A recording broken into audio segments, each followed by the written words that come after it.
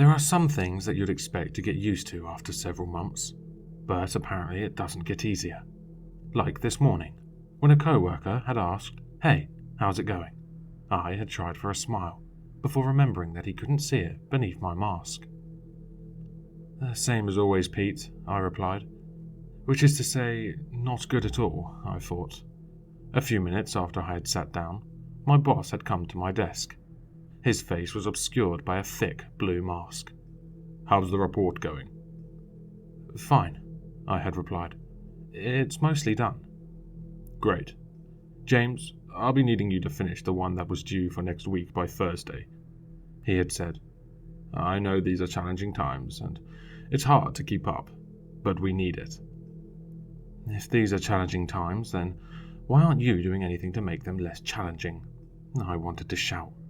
God, I was so sick of the whole, "Hey, it's been difficult, so here's how we're going to do absolutely nothing to make it easier" charade.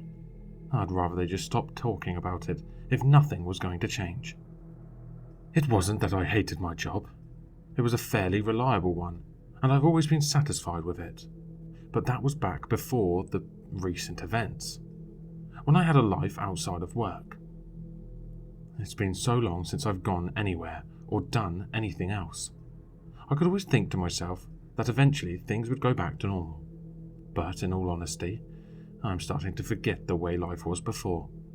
And after months of this, it gets hard to believe that things won't be like this forever. It had started when a coworker walked by my cubicle. I kept my head down, expecting whoever it was to pass by. To my surprise, she approached my desk. I looked up to see the woman who worked at the cubicle to the left of mine. "James?" she began. Hey, Miranda," I greeted her. As I spoke, I noticed how stuffy the air inside my mask was. My breath was hot and muffled, and the warm temperature of the room wasn't helping either. "What do you need?" She gave a small smile, or at least her eyes suggested she was smiling beneath the mask. I realized I hadn't seen her whole face in a long time. "I just bought a new package of masks yesterday. These ones are much more comfortable and durable. They're made of better material too." Her own mask was red. "That's great. Where did you get them?" My mask seemed to grow more uncomfortable against my face. The damp muffle of the fabric was such a heavy sensation that I almost twitched against the urge to tear it off. Come on," Miranda said sweetly. "I want to give you one for free. People around the office have been acting so disappointed all the time." I noticed the fabric over the front of her mouth shifting as she spoke, almost as if her tongue was sticking out of her mouth and poking against the fabric. But that couldn't be right. "I just wanted to do something nice. For everyone." I'm not sure about this." I stared more closely at her mask. "Where are the masks right now?"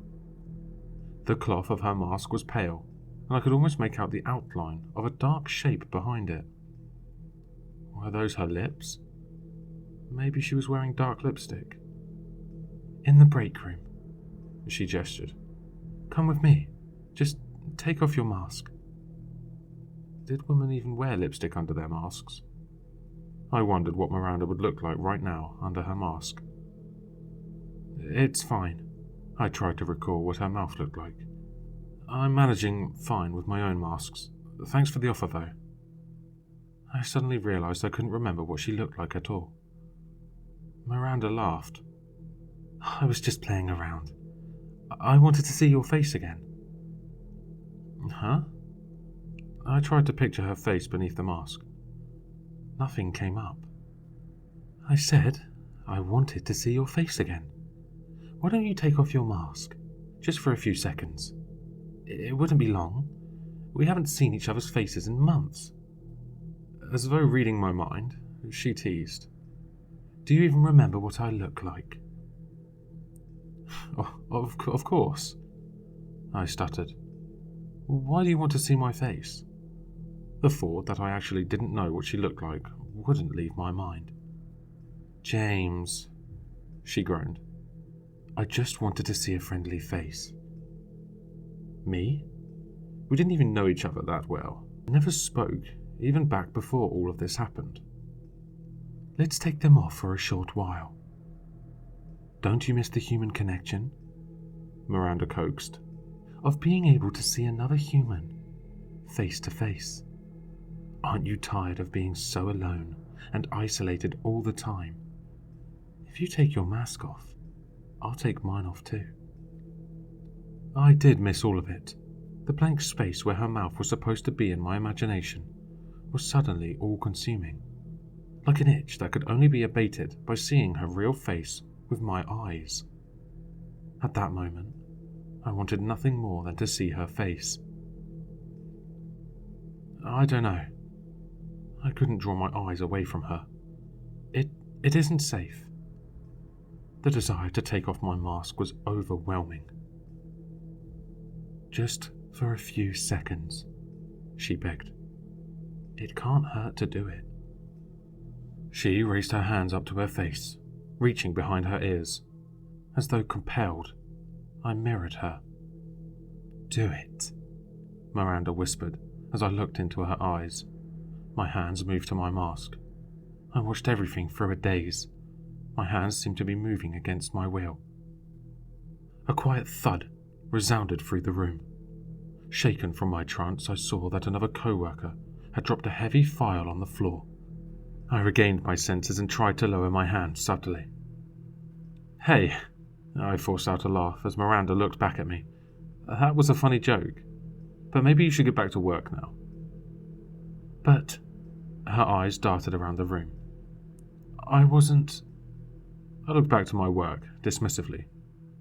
By the way, maybe joke about something else next time. You know people around here take their mandates very seriously. Okay. I ignored her as she walked away. My mind raced. The government has finally managed to flatten the second wave of cases, and you sure as hell aren't going to fuck it up by going and taking your mask off. And for what, exactly? What even happened there?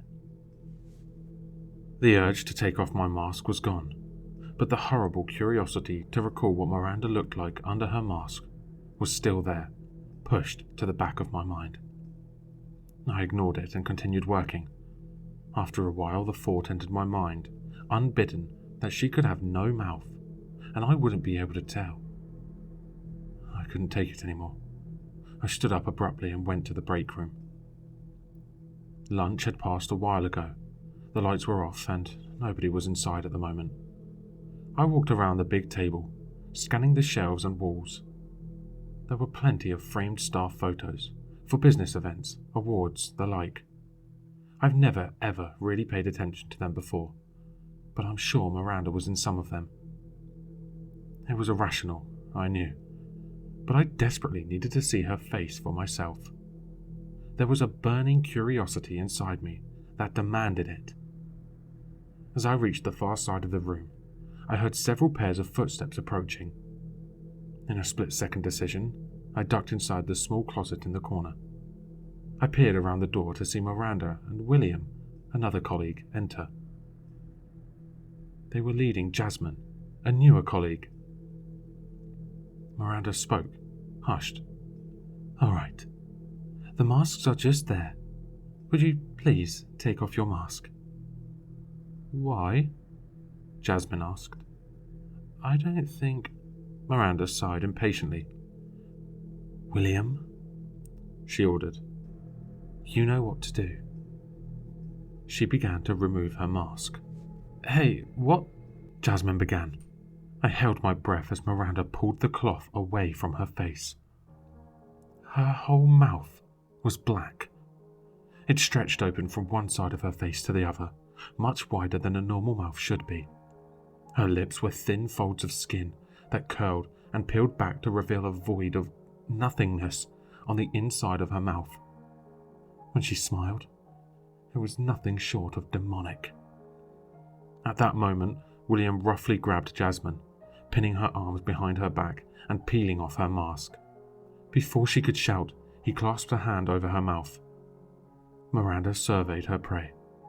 I couldn't tell from her messed up mouth, but by the way her eyes moved, she seemed to be smiling. "It's time for you to join us," she said, her voice an inhuman growl. Her lips parted. A bright red tongue, thin and lined with barbs on the sides, darted out. It twisted like a tentacle as she tasted the air. William loosened his hold on Jasmine, who gasped for air. Miranda struck. Her tongue shot forward, spearing through Jasmine's mouth and sticking into the back of her throat. Jasmine writhed for a few seconds, and blood dripped from her mouth. Miranda withdrew her tongue, and it slithered back between her lips. As I watched, Jasmine's mouth began to change form. Her lips curled into the same black shape on Miranda's face. After a few moments, she blinked and straightened herself. A thin red tongue slid over the side of her mouth. "You're going to help us infect the others," Miranda said. "There are many others of us out there." Jasmine nodded. "Who are we going after next?" William demanded. His mask was still on, and his voice sounded normal. Miranda shrugged. "I tried to get that boring guy in the corner, James. He wouldn't come with me." "Why don't we let our newest member choose the next victim?" William suggested, gesturing to Jasmine. "Sure," Miranda said as she put her mask back on. "It's sure convenient there's a pandemic going on," William added. "They won't see us coming." With that, the three of them exited the room. I finally got up after I was sure enough time had passed that they wouldn't be watching, then made my way back to my cubicle. On the way, I passed my boss. "I'm going home," I said curtly. "Pardon?" He looked at me in confusion. I briefly wondered if he had also been infected. After all, there were probably others like Miranda and William in the office. I tried to see if there was any hint of a tongue under his mask. "I don't feel well." My tone was firm. "I'm going to get tested at the hospital. If I'm fine, I'll finish the reports at home." At home, I sat alone, thinking over what I had seen. I couldn't come up with a reasonable explanation for it. I had no idea what had happened, but I do know that I won't be getting better anytime soon. I'll probably be sick for quite a long time, and wouldn't be able to go to work. I'll also be buying some thicker masks. I might also layer some thinner masks on top of each other. It seems like those mutants need their victims to remove their masks in order to infect them. Or maybe that only makes it easier. I have no idea what effect this would have on them. I can't tell you how many of them there are, or how to hide from them. But I do know that they are definitely out there. They're hiding among regular citizens, looking like any other person. They could be anyone. Stay safe, and watch out, guys.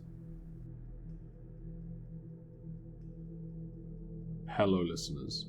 If you enjoyed this story, please check out the author in the description.